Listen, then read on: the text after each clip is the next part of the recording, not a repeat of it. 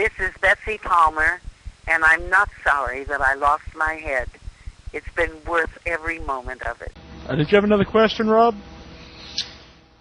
I heard I watched the DVD, the bonus documentary part, and it said you mentioned that you had actually bumped Julie's head while you were carrying her. There's a scene where it's towards the end of the movie where he comes up on a boat and he grabs her, and they dive into the water, or they go into the water, and then you can see them swimming underwater into the cave. Then that scene cuts to where he's in his cave and he's walking with her in his arms. And at that particular scene, the boulders are not really big rocks. They're constructed, but they're hard. Mm-hmm. And I couldn't see where I was going. And as we were walking, all of a sudden, Julie started kicking and screaming. And I said, what? Because I couldn't see. Mm-hmm. I said, what are you doing? And then I could hear cut. I could hear people yelling. And so finally, I said,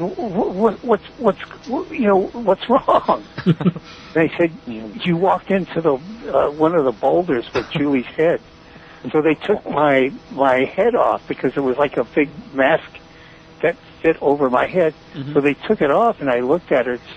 She had a big bump on her forehead. But she was a great trooper, So we cut for about 3-4 hours, and she rested for a while, and they patched her up, and they put some makeup over her, and we just continued the scene. So she's a great trooper. Cool. And I love her very much, too, because, as a friend, she and I are very, we're very dear friends. Thanks for calling in, Rob. Okay, thank you. Thank you, Rob. We should another caller here, too, El Santo. El Santro. Hey, how you doing, Mr. Chapman? How are you, El Santro? It's pretty good, sir. Thank you. Where are you located? I'm in New Orleans. New Orleans? Yes, well, we almost became a lagoon. I was going to say, you guys know all about it. That's right. You got your own lagoon over there. Yes, we do. Oh, but I got to tell you, I felt so bad. That you guys didn't get taken care of right away. I felt very bad about that. I know. We're still almost the same shape. No, I'm kidding. No. It's taken day by day. No. Yeah. Day by day. That's how we Well, hey, you see people, you give them my best. All right. I appreciate that. Thank you so much, Mr. Chapman. No, really. I want to ask the question. I don't know if I missed this because I had a little problem with my stream. And I think the mention about the costume, was it the same costume y'all was sharing between you and the other gentleman? No. That costume was tailored. They took a body impression of my body, and that costume was molded to my body, so nobody else could use it. Nobody else could get into it. Mm-hmm. Oh, okay. So I had 6 of them made, just in case you tear one or anything. Mm-hmm. Those things were fitted right to my body. Rico had his, Tommy Hennessy had his, and the last guy was Don McGowan. He did The Creature Walks Among Us. Mm-hmm. Those were all tailored to our bodies. Were any of them damaged during filming the movie? Sometimes you'd have a little tear, mm-hmm. from when I would do some kind of an action thing. And it would tear, so when I come in the next day, I just get into another cut. It would take a little bit longer because when I put the first one on and take it off, when I come in the next day, it's kind of stretched out, so it's easier for me to get into it. Mm-hmm. But when I put a new one on, hey, geez, I got to stand there for like 3 hours while they put it on. Turn it here, make sure this and that. I know in Revenge, in the sequel, they said that I think it was like a snapping turtle, bit off a part of the costume. Rico loves to tell that story. Here he is down there as the gill man, and this turtle came along and bit the heel off. Mm. So they had to go chase the turtle and get the heel back and glue it back on again because he didn't have that many suits. Yeah, He's lucky he didn't get his. That's a true story. That's a true story. Mm-hmm. Wow. Did you have a... Yeah, that's... Go on. Rico Browning is the one that... Did you have another question, El Santo? I don't know if this was mentioned either. How did you felt when, like with the credits and all that? I read. Yeah, we went over that. Oh, you did. I'm sorry. Well, El Santo, the reason they didn't put our names up there, they wanted to give the illusion of like it's a real Gill man. In other words, if you put a name, like Gill man, Ben Chapman, then people read it, go, oh yeah, it's just a guy with a suit on, yeah.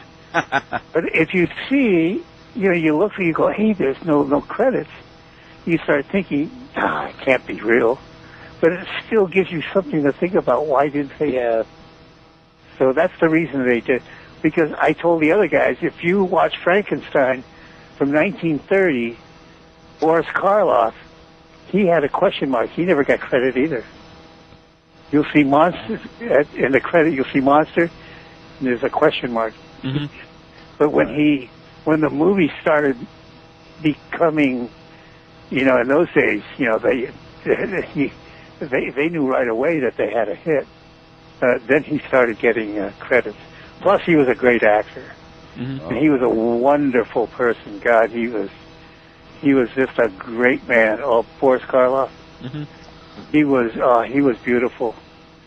You see him in real life, he didn't look like what you saw on the screen. Mm-hmm. He was a very distinguished-looking person with gray hair, and he's from England, and he used to wear these English tweed suits. And oh God, he was great. Were you a fan of those movies before you did Creature? Oh sure. See, because I originally come from an island called Tahiti, and I didn't come to this country until 1940. But I used to watch. Oh yeah, I love those movies in those days. Do you have anything else, El Santo? Well, I just want to mention that when I was a kid, the first time I seen the movie was in 3D. They played it on TV on our local, one of the local stations, and it made it like a big thing, with 3D. First time on 3D. I mean, this had to be in the 70s. Mm-hmm. And I remember they gave out the 3D glasses, right, like in the local stores. They used to call time savers here. And, that was the first time I seen it, And did you see it on a big screen? No, it was on regular TV. Just a regular. Oh, on TV. On TV, yeah. I think Pepsi was the one that did that. Oh, okay. They probably was doing it in different cities. Yeah. No, I was telling the other guys, if you have a chance to see 3D on a large screen in a big theater, it's a great experience. Mm-hmm. Yes, great experience. I think I've seen Friday the 13th Part 3 on 3D. Yeah. Good, yeah. Well, no, that's really it. Thank you so much, Mr. Chapman. Thank you, El Santo. Okay, thank you. Thanks for calling in. Bye-bye. All right. Gracias.